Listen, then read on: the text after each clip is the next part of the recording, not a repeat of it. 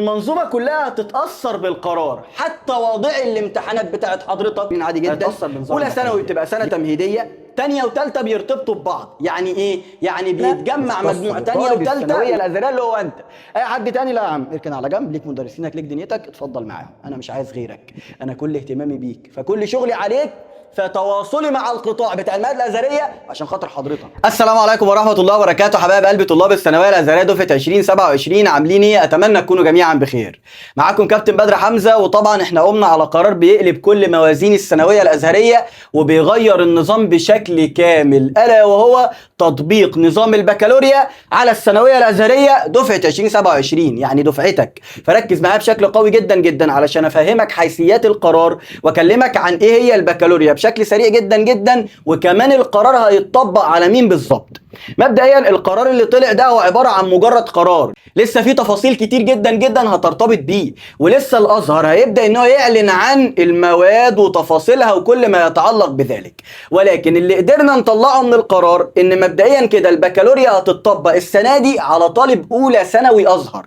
يعني انت كطالب اولى ثانوي خلاص البكالوريا هتطبق عليك السنه دي. طب تانية وتالتة خلاص ملناش علاقه ونقفل الفيديو؟ لا الله يكرمك، انت لازم تفهم ولازم تعرف ان سيستم ونظام البكالوريا ده هيأثر عليك انت كمان في نظام امتحانك. فكمل معايا الفيديو في الاخر للاخر عشان تفهم كويس ايه اللي هيتم. مبدئيا زي ما قلت لكم القرار هيتطبق على طالب اولى ثانوي ازهر، وكمان من ضمن حيثيات القرار واللي احنا قدرنا نطلعه هي فكره ان العربي والشرعي لا مساس بهم، يعني العربي والشرعي زي ما هم. طب التغيير هيكون في ايه؟ في الثقافي، في المواد الثقافيه، في تقسيمه المواد الثقافيه ان شاء الله. وقال لك كمان كده في اخر القرار ان من الوارد دمج المواد العربيه والشرعيه بما يتناسب مع النظام.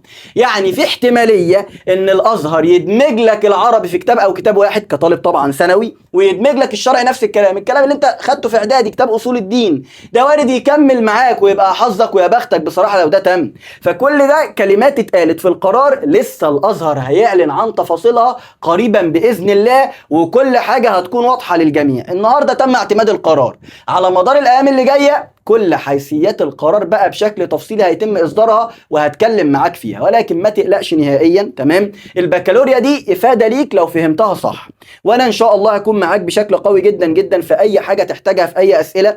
كمان جروب طلاب الكابتن ده هتلاقيه في الكومنتات، انا عامله باذن الله خلاص لدفعه 27 اولى وثانيه وثالثه. تدخل الجروب يا باشا، هيكون عندك تيم كمان مجانا يتواصل معاك او تتواصل معاهم تسالهم في اي حاجه انت محتاجها. فكل اللي عليك انك تنضم للجروب من الكومنتات على طول، هتلاقي الانضمام اليه مجانا وتكون معانا، وان شاء الله هنوضح لك كل حاجه اول ما ينزلوا التفاصيل وكل ما يتعلق بها. وده غير كمان ان جروب طلاب الكابتن ده هو اللي هيكون عليه الكورسات التاسيسيه بتاعت حضرتك طبعا كطالب ثالثه بالاخص، واللي هينزل عليه كل التفاصيل المتعلقه بمنصه الكابتن التعليميه لشرح طبعا مواد الجغرافيا والتاريخ مع الكابتن. فضروري جدا انك تنضم اليه، وكده كده زي ما قلت لك الانضمام اليه بشكل مجاني تماما. بجانب كمان ان انت هتلاقي لينك ايضا للتواصل معايا شخصيا، هتلاقيه تحت اللينك بتاع جروب طلاب الكابتن، تقدر انت تدوس عليه تتوجه على طول للتواصل معايا عشان لو عندك اي اسئله متعلقه طبعا بقى بنظام البكالوريا، بفكره التفاصيل بتاعه المنصه، بكل ما يتعلق بذلك هتتواصل معايا وباذن الله ارد عليك في اسرع وقت. ولكن ايه هي بقى البكالوريا بشكل سريع جدا جدا؟ وانت اكيد كطالب قبل كده سمعت مصطلح البكالوريا، لان هو بيتطبق بقاله موسم او اتنين على طالب ثانويه عامه. تمام؟ البكالوريا بتاعت الثانويه عامه هي عباره عن فكره اولى ثانيه ثالثه، 3 سنين عادي جدا. اولى ثانوي بتبقى سنه تمهيديه، تانية وتالتة بيرتبطوا ببعض. يعني ايه؟ يعني بيتجمع مجموع تانية وتالتة وتخش بيهم الكلية اللي انت بتتمناها. يعني الموضوع بمعنى اصح بيبقى تقسيمته مختلفة عن النظام القديم. وخلي بالك ان البكالوريا دي بتكون عبارة عن حاجة اسمها مسارات. يعني ايه مسارات؟ انسى علمي وادبي مش موجود. امال ايه؟ انا عندي طب، عندي هندسة، عندي اعمال او تجاره واعمال والكلام ده، وعندي فنون واداب. يا كابتن انت بتقوله ده حقيقي يعني الكلام ده؟ والله ده بجد، هي دي المسارات بتاعت الثانويه عامه.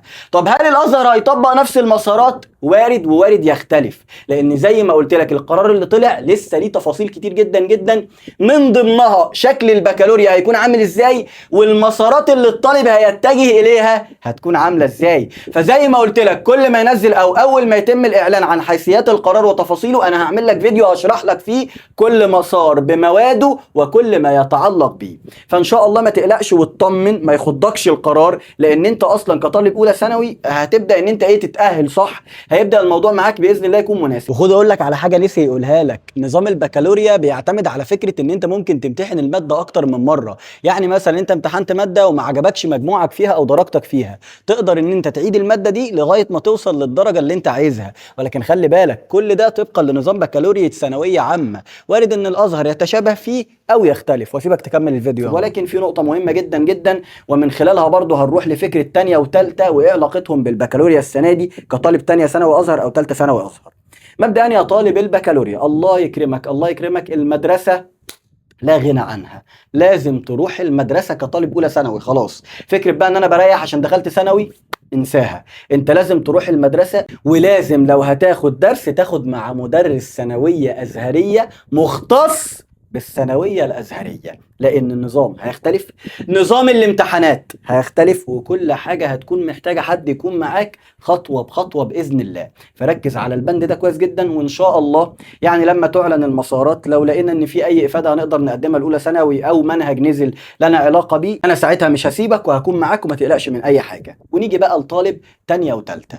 انا دلوقتي كل كلامك يا كابتن النظام هيتطبق على اولى ثانوي، وخلاص هم يبداوا من اولى ثانوي، وخلاص هم هيطبقوا الاول على اولى ثانوي. انا كطالب تانية او تالتة ايه علاقتي بالقصه دي؟ علاقه حضرتك بالقصه دي ان انت النظام ده او ان القرار ده طلع في منظومه، والمنظومه كلها هتتاثر بالقرار، حتى واضعي الامتحانات بتاعت حضرتك هيتاثر بنظام البكالوريا. ليه؟ نظام البكالوريا بيغلب عليه طابع المقالي، المقالي بيبقى اكتر من الاختياري. نظامك الطبيعي العادي انت كطالب تالتة بالاخص بيبقى عندك حاجه اسمها في الثقافي الاختياري اكتر بكتير جدا، وده لسه هنتكلم عنه في اللي جاي باذن الله. فطبيعي جدا جدا ان انت بمعنى اصح تتاثر ولو تاثير خفيف بنظام البكالوريا، بالذات في نظام امتحانك. يعني يا كابتن معنى كلامك كده انا كطالب تانية وكطالب تالتة نظام امتحاناتي ممكن يكون مختلف شويه؟